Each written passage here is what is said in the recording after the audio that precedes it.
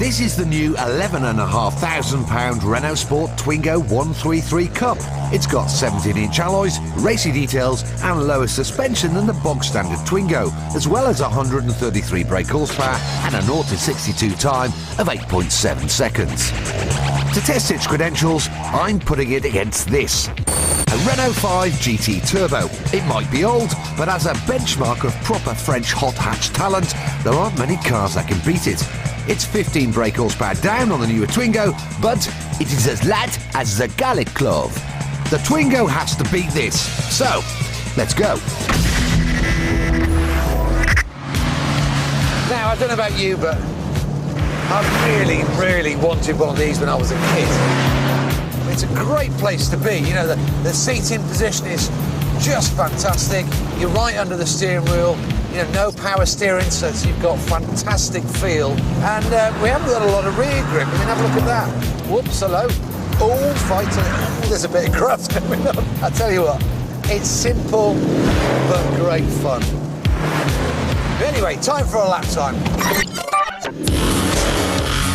Bit of oversteer here, no doubt. And lots of understeer on the way out when the turbo kicks in.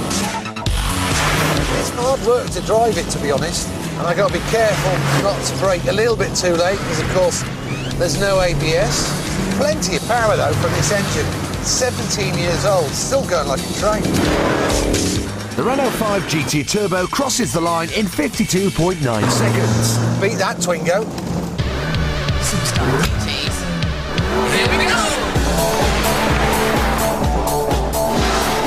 Now, the first impressions of the Renault Sport Twingo, well, they're pretty good. I mean, I was expecting it to feel a bit steady, to be honest, after the Renault 5, but quite the reverse. It's twitchy, it's a bit more agile, it feels a bit more alive. Now, it's got a wee bit more power than the original Renault 5 Turbo. That had a 120 horsepower, this got 133, but it is a little bit heavier. Well, 150 kilos to be precise. Now, I have a funny feeling it's going to be a lot quicker than the GT Turbo because it's just got much more grip. Anyway, enough talk. Let's see how it does on the watch. Here we go!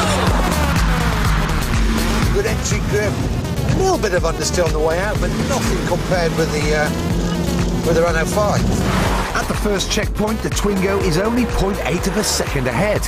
You can see it's belting down my rein, but I've got really good feel and confidence in the brakes on the Twingo. The same can't be said for the Renault 5 GT Turbo. Checkpoint 2, and the Twingo has pulled out a 1.5 second lead. And the Twingo Cup crosses the line in 50.6 seconds, a whopping 2.3 quicker than the Renault 5 GT Turbo.